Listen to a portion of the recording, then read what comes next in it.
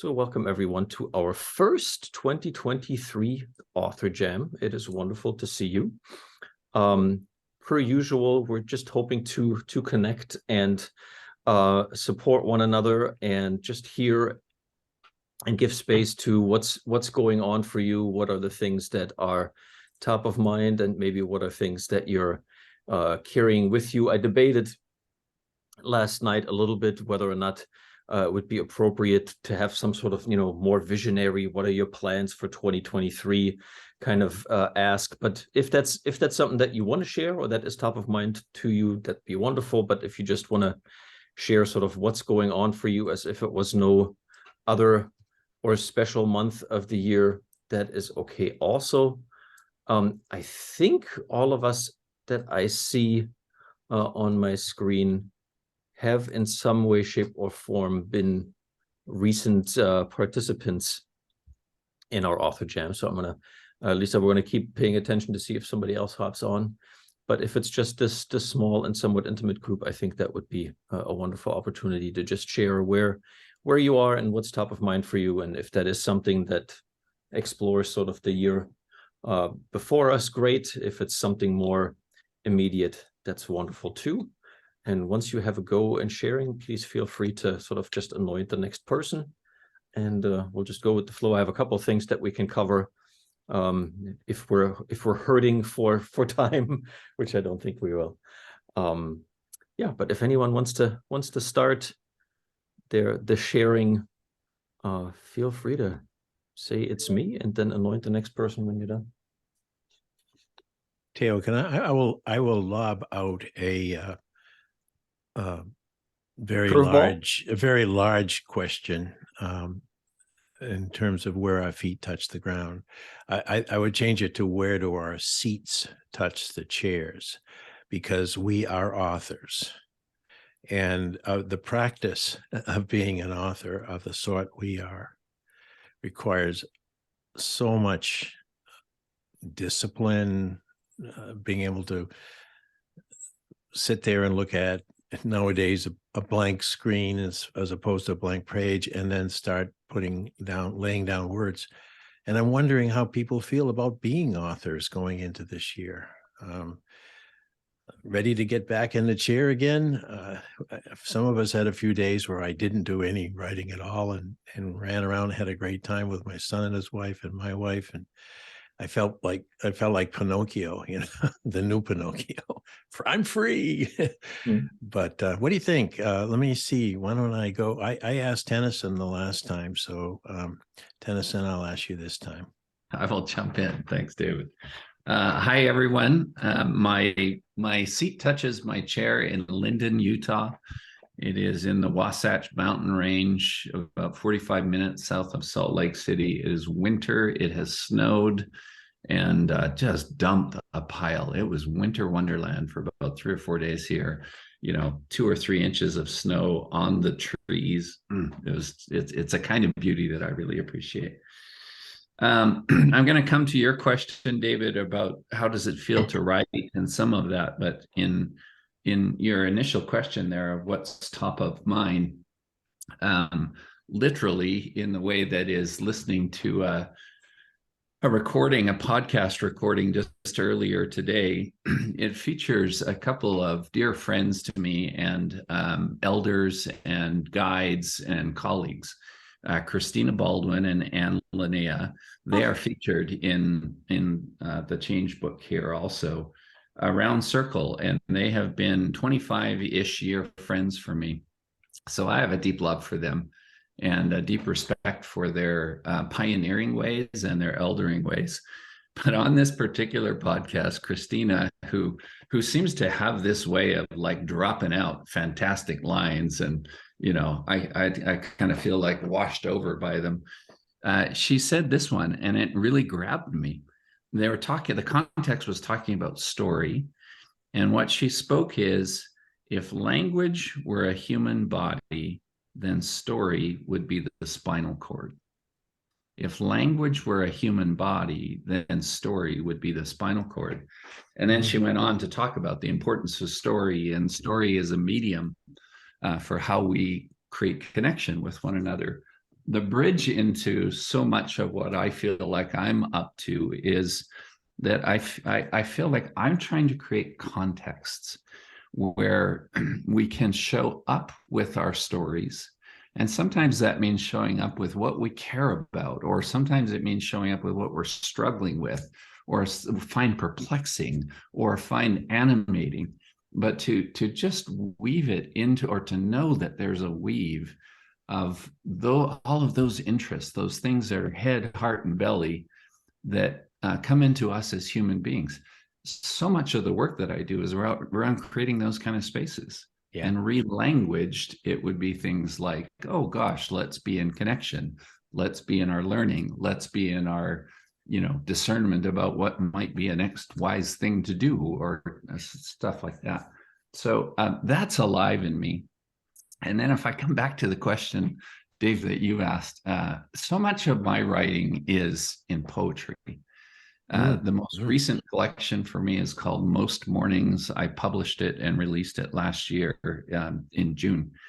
And so I think some of your question, Dave, was like, how does it feel to have my bum on a chair and at it, bring myself into that? Because there's a certain aliveness that I feel that I have come to know, especially through writing in general, but also through writing poetry. And I have my own routines and rhythms and schedules and things like that. It's usually going to be in the mornings for me. When I step away from writing, I am glad to honor rest. Mm-hmm. When I come back to it, I am glad to honor the life that shows up through it. Like, I love that expression and medium for creating meaning and purpose, or just finding it in here, inside myself. So I have a certain, jeepers, Tennyson, if you're confused, sit down and start writing. And then I seem to find some clarity. Yeah. I'll offer that. Greetings around the whole circle here. It's good to see some familiar faces and some new faces. That didn't resonate with Stuart at all just now, what you said, Tennyson. I couldn't see him react, or like there was nothing there that connected for him at all. Well, can I ask you real quick? Then, go ahead. No, I was just curious. I'm really I love that quote that you shared from Christina. Is that the podcast that she did with Deanna Lindsay? Yes, I saw it on the Healing Circles, something on their website. I'm going to put that definitely into the chat, and Lisa and I will do our darndest to sort of allow you to enjoy this conversation and not worry about, I want to catch that what Tennyson just said. We'll try to sort of be your archivists, and the follow-up email you'll receive will hopefully have that link. I dropped the podcast link into the chat here that I found. Beautiful. That seemed to hopefully be the one. Thank you. But I'll be quiet now, Tennyson. I'm sorry. My job is to point to someone, right? So let's go with Nathan. Hi, Nathan. Hi. So let me briefly say hello to Al and Stuart, who just joined us. We're sort of just checking in, sharing what's top of mind. Where do your feet touch the ground? Or then Dave reframed for us, where do your bums hit the chair? And sort of his query was around being an author. What does that feel like as you look into this month and this year? Yep. Well, so I'm not an author in the CCL, but I do the graphic design, and I do all the marketing for social media, for Nexus, and for my library. So I am connected. And just briefly, this next year, I'm really hoping to get more into UX design. I do freelance, so I have a lot of different clients, and I want to get a UX client. I've been working on a Google certificate, and I really enjoy that work. I love the interactivity of it. I think it applies to what we're doing in my library as well, obviously. So I'm mainly excited for that. I think that's where I want my career to go to next. What is it? UX is user experience design. So basically, anytime that you use anything that has a screen that you interact with, there is a designer, or rather like a team of designers that are behind it. And so I love the front end stuff, like the more visual UI design and how that kind of flows into UX. But but yeah, that really interests me, and it's got a that's like the next challenge, I think. So that's the next step to take my visual design practice. Wow. Right. Yeah, I can take that quickly back to what Tennyson was telling us about in regard to finding a context. And what I think I hear you saying, Nathan, is it's not a complete context unless it's been designed from the user experience as well as the producer experience. And the more it touches them, as would a poem or anything else we put up there, the more likely we are to feel that we're connecting. So yeah, I mean, there's always a dialogue between the designer and the audience, or the designer and the user, especially when it's something interactive. So I really find that aspect of it super interesting, and kind of in an abstract kind of way. Great. So I'm happy to try to dive into that. So that's my goal this year.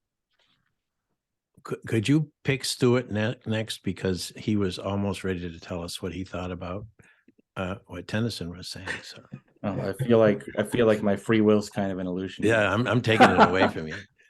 Fine. I'll submit Stuart. Stuart, you're next. Great. So Dave, thank you. You kind of read my lips. All right. So what I just wanted to share was a quote that I put in one of my books. I don't know where it came from. I've tried to discern, by looking up quotes on the internet. And the quote is, and maybe I wrote it in my sleep, I don't know. All right. But the quote is, "We write because we have to say what we believe. We discover what we believe because we write. All else of writing is but seeking for form, a style, a technique to show those beliefs in an acceptable artistic manner. When we succeed, our hearts are on the stage to touch the hearts and minds of the audience. It is an awesome experience." Wow. Wow. I'll drink to that. Yeah. So no, that's a terrific quote. And I'll put that. So please put it on the chat. I will. We'll see you all next month. I think we can leave it right there. We've got some hearts to touch. Nice mic drop. Yeah, it didn't have anything to do with the rest of the book, but I just had to put the quote someplace because I just thought it was such a powerful quote. And I guess what I also wanted to follow up with in terms of the writing experience was, I remember hearing Peter Block once say that you continue to write about something until you've learned all there is to learn, and then you don't want to write it about it anymore. And I just think that's so true, because I find myself writing to process stuff, whatever's gone on inside. And as an example, I'm about to self-publish a book of 365 poems with reflective questions, one poem for every day of the year, kind of modeled after Mark Nepo's The Book of Awakening, which uses prose to do something similar.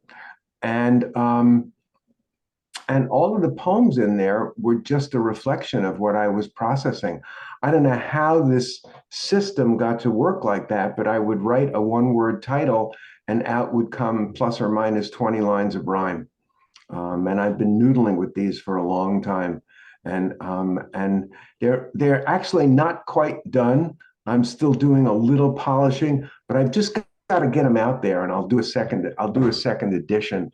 Because in some ways you can never be done, or you can always noodle. So thank you for that reaction, Tennyson. I appreciate that. Yeah. Right. Yeah. Great idea. Let that be my check-in, and it's nice to join all the writers here today. Mm-hmm. Who do you pick? I will pick Lisa because her email tickled me and got me to finally come today. I have a conflicting meeting. So Lisa, it's yours. got Stuart to come, so I'm taking the credit. I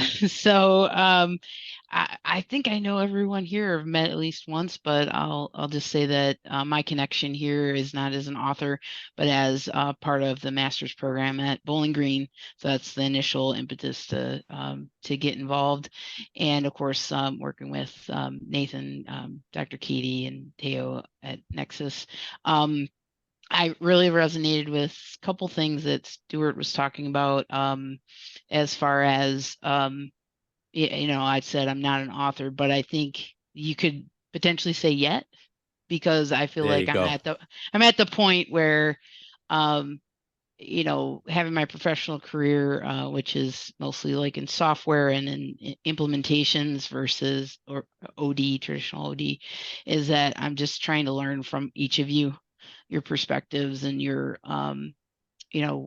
way of making change happen, and trying to understand it first, but then also what's my thoughts or take on it, how would I translate that to the team that I lead or to just our organization in general. And I've got to have that time to formulate my thought, my opinion, my approach, because the very inspiring paragraph you read, Stuart, to me, that is less about, at least today, authoring anything, but about seeing the light bulb go off by explaining something that might be very complex, and seeing either my customer or my team or someone like grasp it and take it and run with it. So those activities are probably what are my focus going into 2023. I'm a newer team lead in my company, but I've led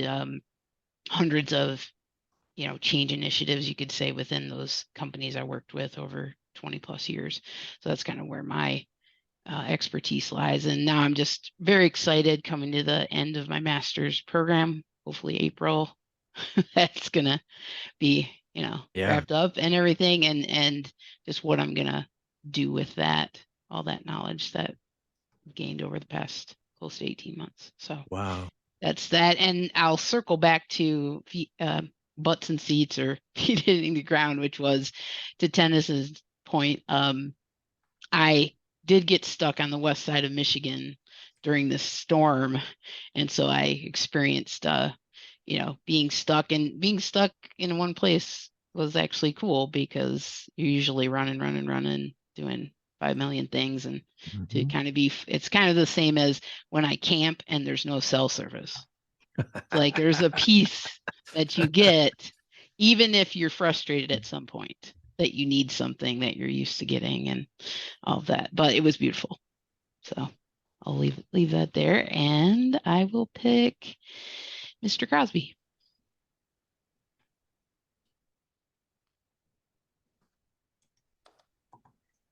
This reminds me in a small way of like picking teams in the schoolyard. Yeah. I was always the last one they picked. Pick me. Yeah. The little fat kid, that was me. Anyway, well, so I am, my seat and my feet are in Wilmington, Delaware. I'm home, which is nice. And I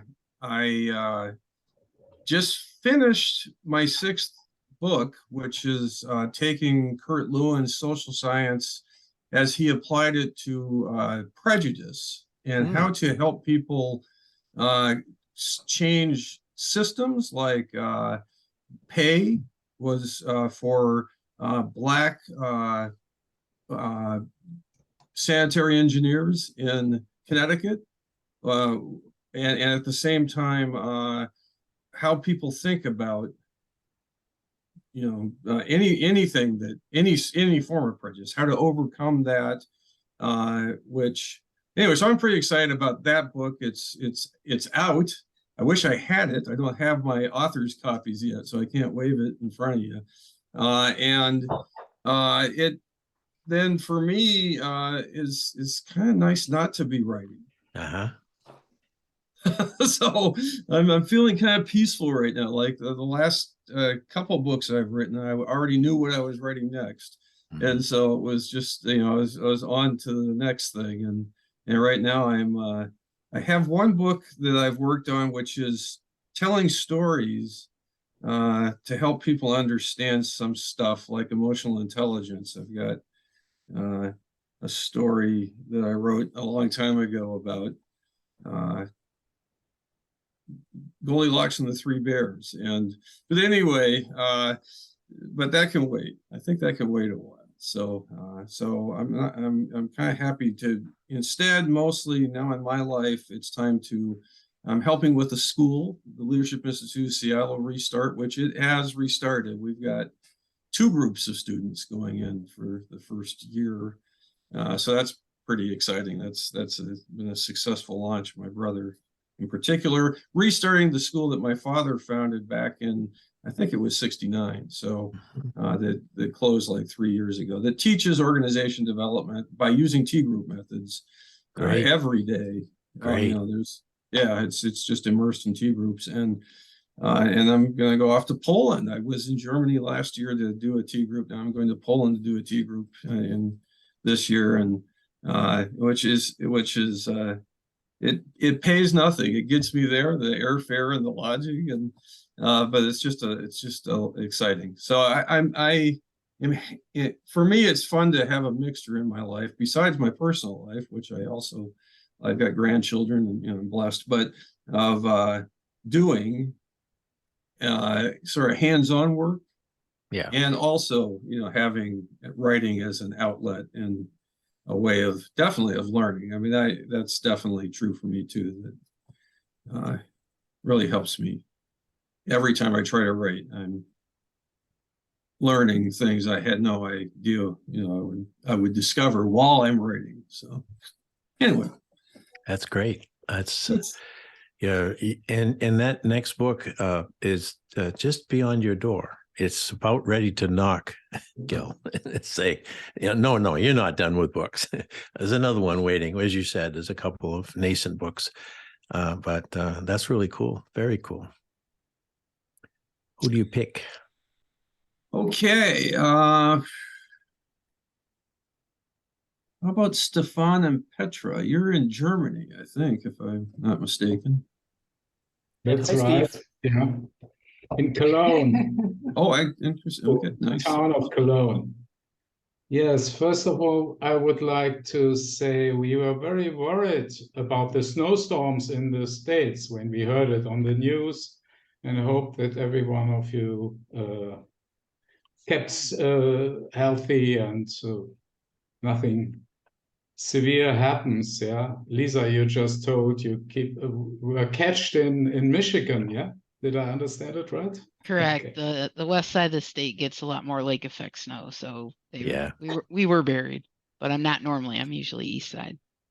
So good luck. We didn't have any extreme weather situations here. We have no snow in the moment. It's really warm in the moment, so this is extreme too for winter. Well, I would like to share with you, we are working on acquiring new fundings for educational projects in the last few days. And this is being an author, but it's not like writing a poem. It's a bit, we would say, more dry, yeah, more dry stuff to write. Tomorrow we have an important meeting with some colleagues of ours to prepare our Change School projects for this year. And this is the most important thing we want to do in 2023. We want to enforce the idea that changing attitudes towards sustainable development and protecting planet Earth starts in schools and high schools. And this is the most important part of our work in the moment. In a few months, we will begin a cooperation with some members of trade unions of teachers here, which is a new project for us and new experience. Yeah, and in a few days, Petra and I am going to taking the night train to Budapest, and we are really looking forward to the thermal baths in the capital of Hungary.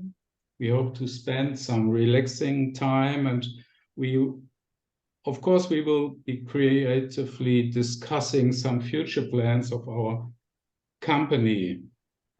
And, yeah, tell me another very interesting project of ours is that we are going to continue training students between the age of 15 and 17 in facilitating and using change methodologies, and so that they can lead district conferences on sustainability. And to your question, what is it to be an author? It feels like being in contact on a bridge, but you are anonymously. You're not known to your listener. Yeah, you can take this bridge to other parts of the world by writing. Yeah, to other cultures, and well, this is my idea. I love it. It's great. And you said anonymous? Yeah, because I don't know my readers. Ah, yes. The readers are anonymous. Yeah, they're over there, and you see their shapes, and Yeah. you hope they'll So make it. But that's a great analogy. Yeah, in some kind, it's a one-way communication, but well, the only book we wrote together with a few friends of us is Schools Act in the Climate Crisis, is Change School Guidebook, and we really enjoyed writing the book, as well as we wrote the chapter of Power of Imagination Studio for the Change Library. Right. Yes, I want to share an experience. In December, I got the possibility to present our method, Power of Imagination Studio, in contact to education for sustainable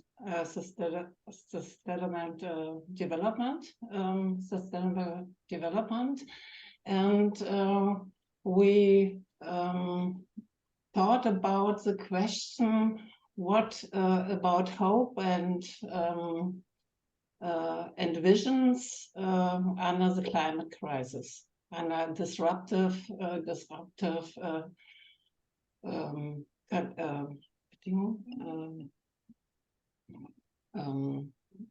yes. Conditions. Disruptive Conditions. Yes, and I think we need a new chapter about in our concept, because some years before I didn't saw about disruptive visions, and in this session one person told a story about a project of Sylt. Sylt is an island north of Germany, and young people described and made a film about their visions in future of Sylt, and they described an island with a glass kuppel, yes, a dome. couple of glass, yes, Glass dome. Dome, a glass dome, and nobody comes to the island, and nobody goes from the island, and they are alone. Yes, the people, also the Erwachsenen, The grown-ups. the others people, they couldn't understand that vision. And I said that's good to discuss and go in the dialogue with the young people. Yes. About their visions, because they have a real real a deep kern, a deep core. And we have to discuss the visions, or what can we do living to have our hope to keep hopeful. To keep hopeful in the future. That's a question I want to more. I want to describe. I think it's wonderful. You mentioned now I have a new chapter we'd like to write because I've had this profound experience. And I think when I look at the Collaborative Change Library, one of the cool things about it is, you can add another chapter. We don't have to wait till it's reprinted by, XYZ Publishing. And I think that's, some of us already said, we love to finish something, a book, but we always have more thoughts. Oh, I wish I could have said more about this or that. So keep at it. And that sounds like a really important lesson to bring out. Let young people produce their disrupting ideas, and don't think about them being annoying. Be annoyed. So cool. Petra, who you want to go next?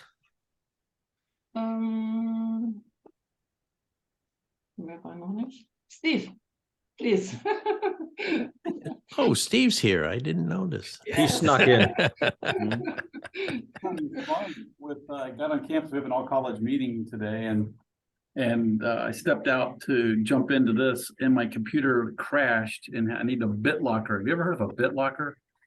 Apparently, that's the computer. You got to put in this 30-digit code with the IT department to get it to unlock, and then it had to reboot, and then it needed to reinstall, and then it needed to change my emails, and then it needed to do.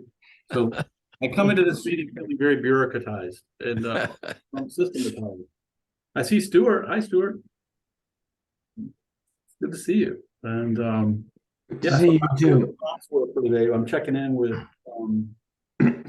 kind of a mix of feelings. The college meetings got me in places of like, it's interesting and curious, and also just, kind of there's a lot of bureaucratic work in there that we're dealing with, academic stuff and whatnot. And then I got this IT stuff, but then being here with you all and focusing like on the library and the topics, this is where the real fun is for me. So, and I'm really glad to be here.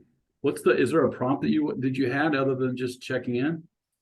What does it mean to be a practicing author? And are you looking forward to putting your seat back in a chair? Yeah, practicing. What I think of is like, and I was just talking with I love the quote that somebody shared, which is, you figure out what you know by writing, that kind of thing. So I was talking with the students yesterday, and we had, if you could put in the link to the special issue, or actually to the Teo, there was a little summary of the articles, but we had 7 of our students in the doctoral program get published in ODR.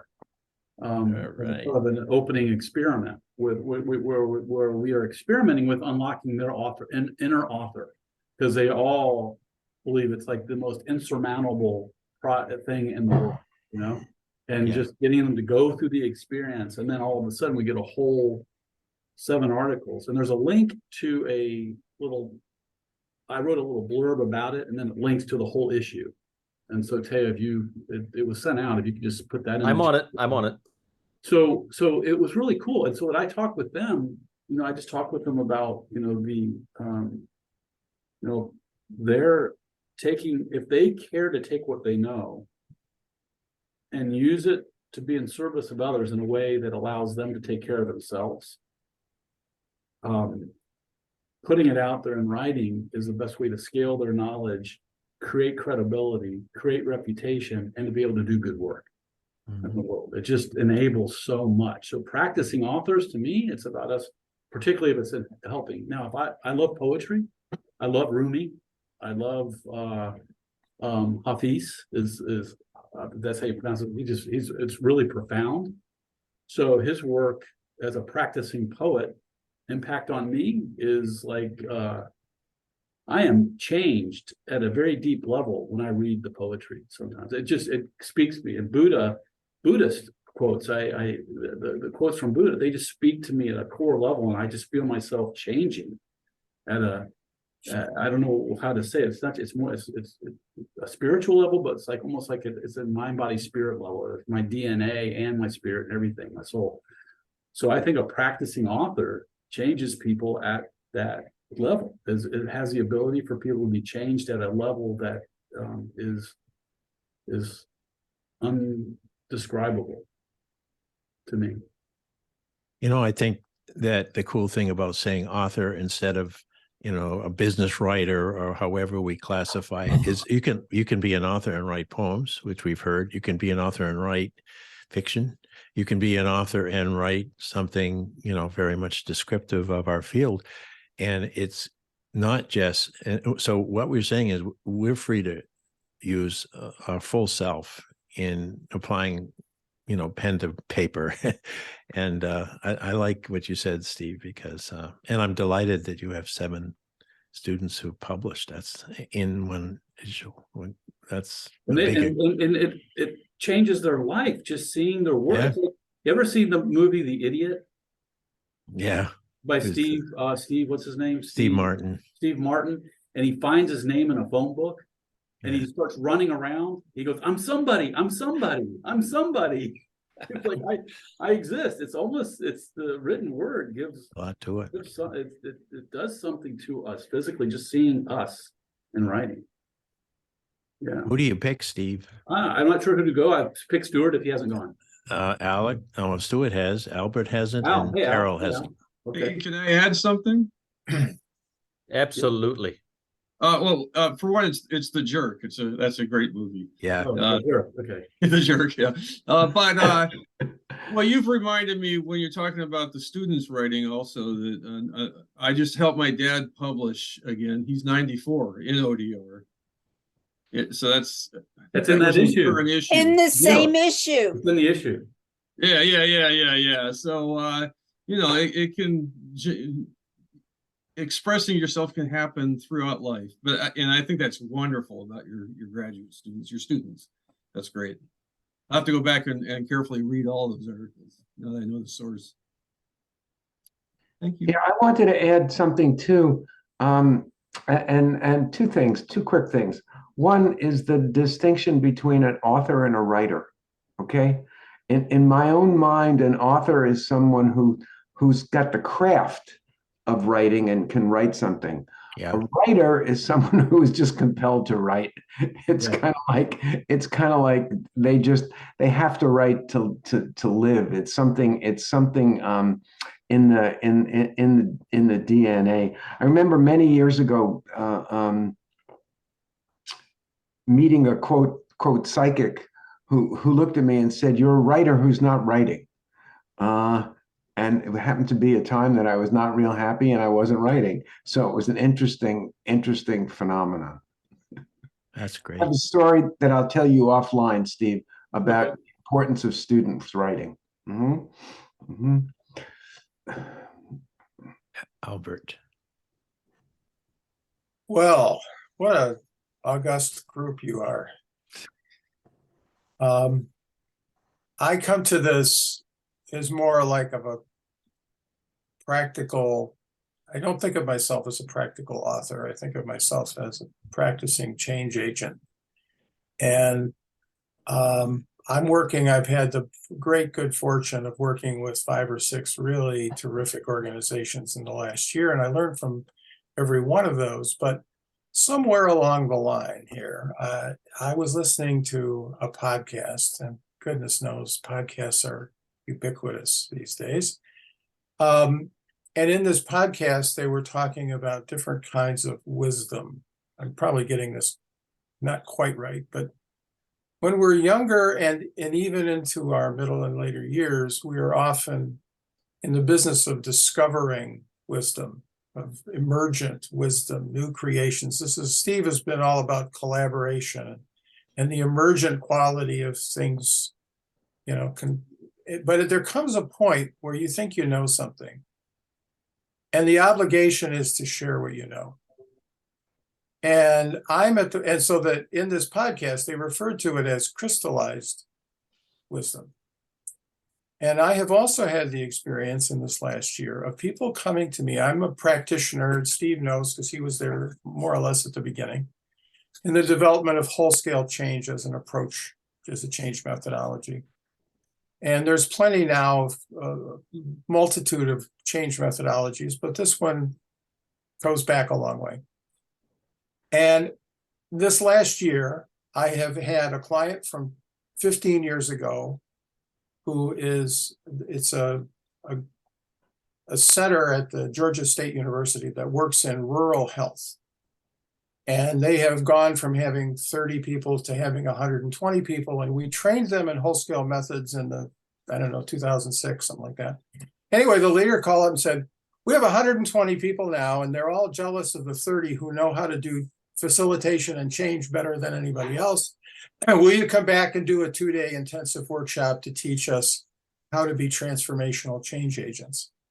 I thought that was really cool. And then I got a call from somebody from 20 years ago who I did a project with in Boston who said, I've got a group and they're a facilitation, nonprofit consulting, essentially, organization. Same thing. We would like you to come and teach 8 of us about the craft of bringing about system change using the whole-scale methodology. So what I find myself doing is saying, I'm now in service as a mentor, as a guide, as a person who's sharing.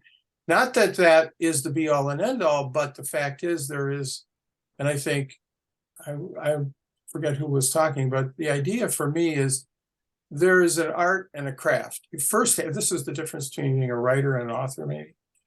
You have to be able to master your craft of how you do facilitation, how you do consulting, how you do entry, discovery, diagnosis, and then how do you intervene and how do you use yourself and all of that. But at some point, there is an art to it because things are more complicated. People are complicated. Situations are complicated. There isn't a one-size-fits-all solution. And what I find myself doing is saying, here's what I know. You can try it and see if it works for you. And my wonderful sense is that people are taking, and Steve, you remember the 5 truths, right?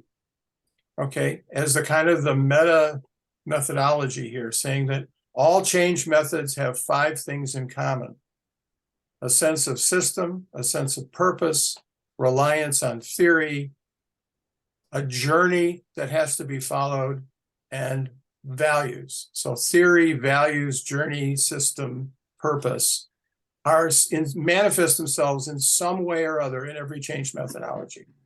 And so it's like speaking a different dialect, but it's still the same language. So what I find myself doing now is coaching, teaching, and simultaneously being called on to come in and do change stuff.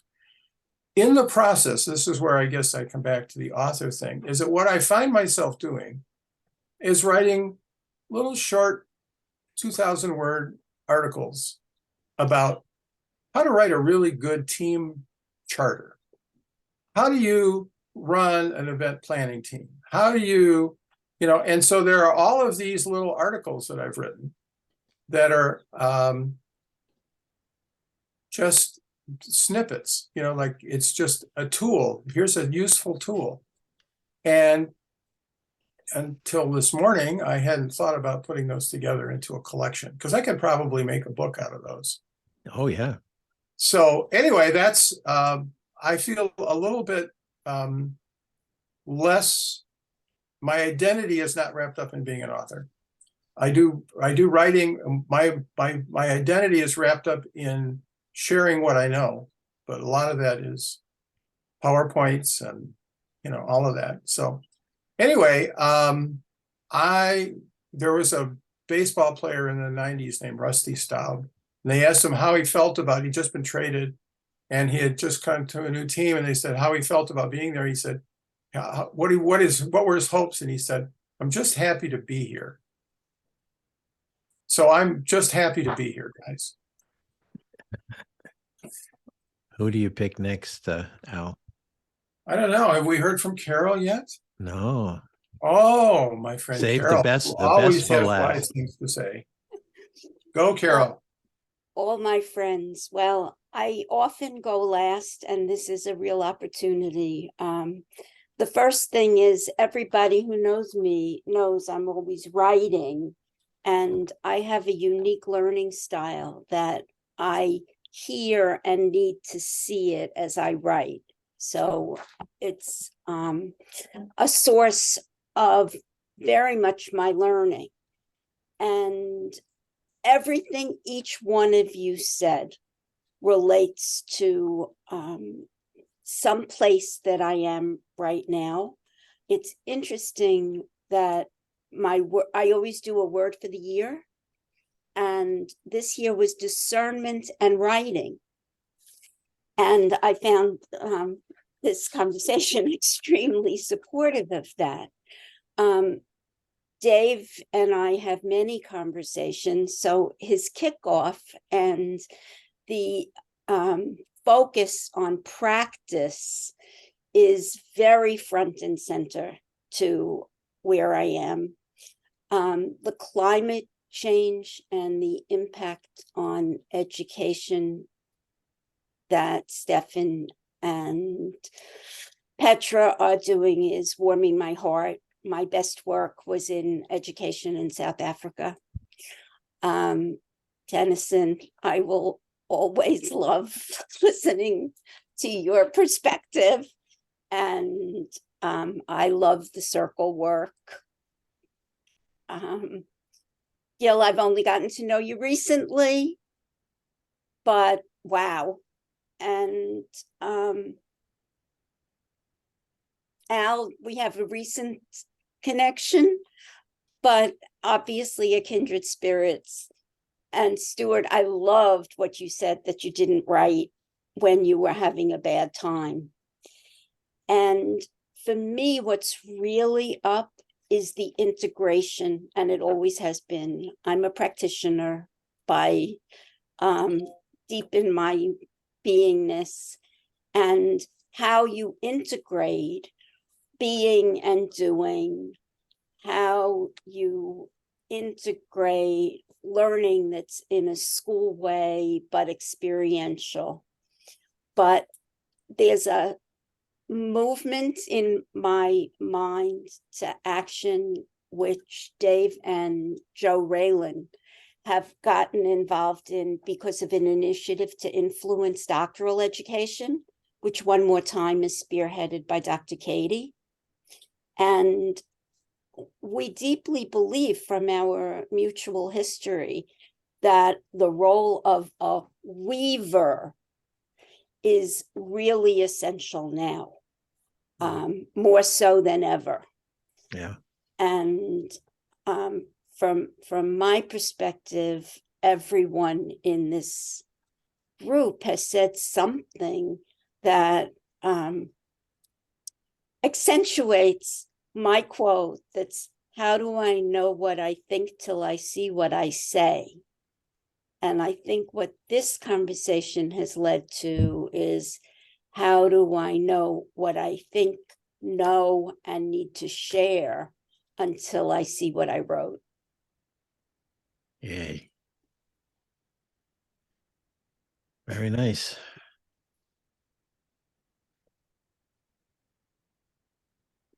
Well, now that this has been recorded, we'll put it out into the world, and the world will change for the better.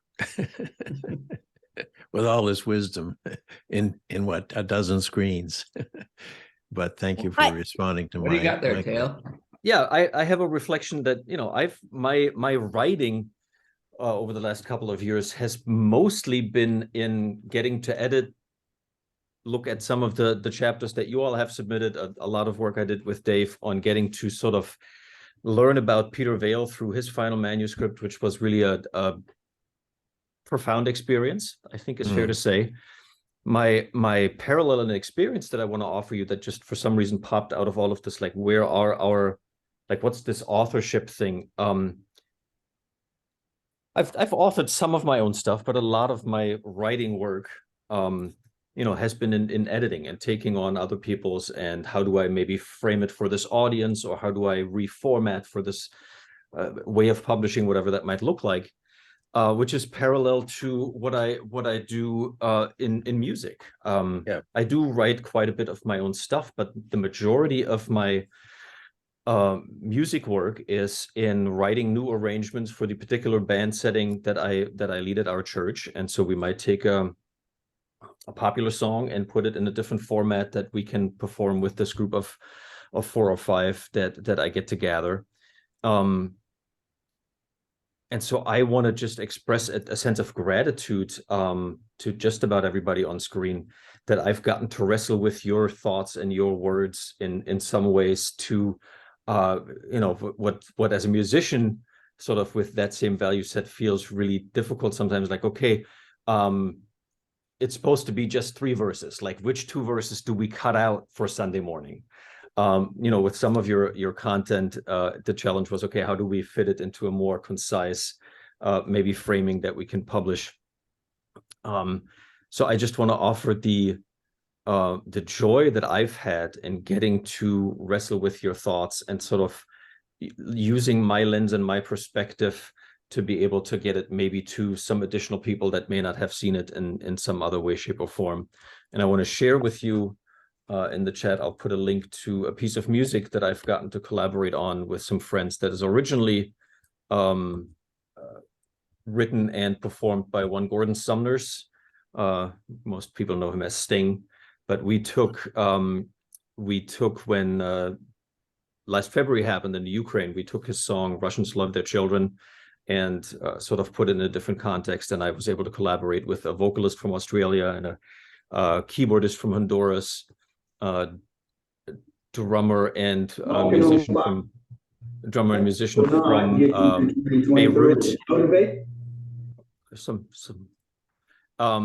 And so I encourage you, if you feel like it, to check that out, maybe after our session. To me, that was an opportunity to really, wrestle with what somebody else had to say and allow it to maybe get to an audience that otherwise wouldn't have gotten to it. And I'm grateful that I get to do that with some of your authorship. Yeah.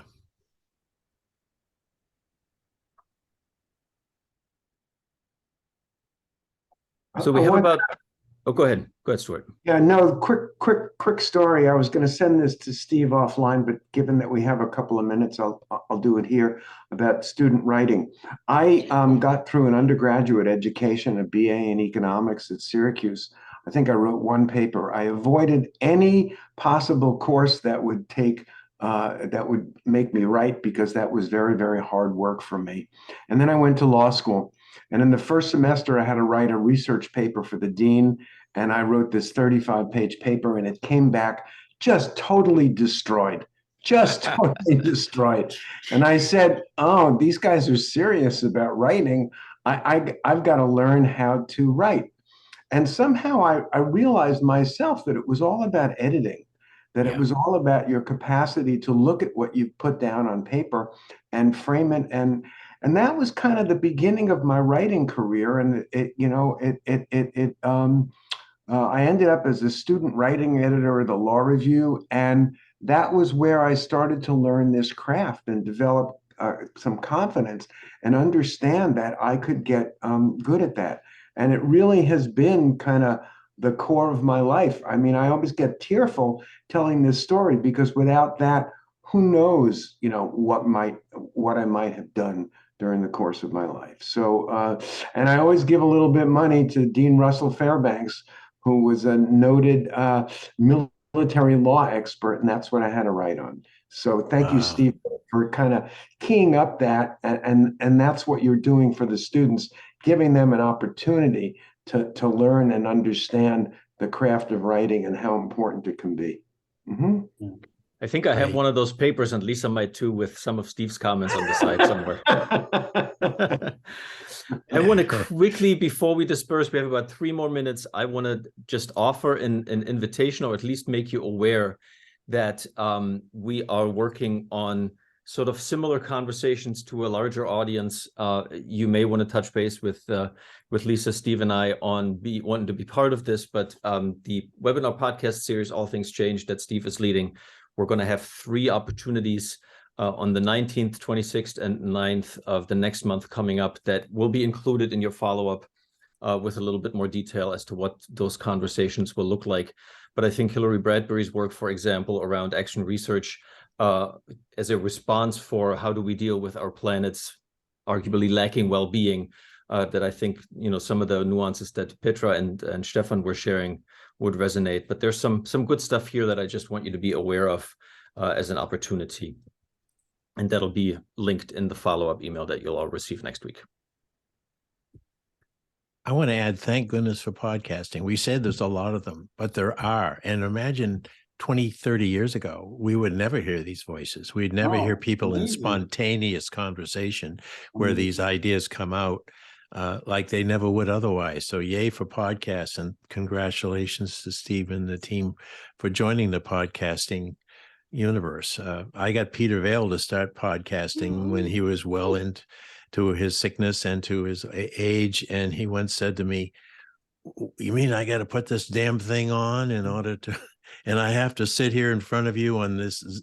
But then he got into it and he loved it. And so we've captured 22 conversations with Peter Vale, but just before he died, it was yay for podcast. It's another way of putting our butts in a seat, if you will, but putting on our earphones.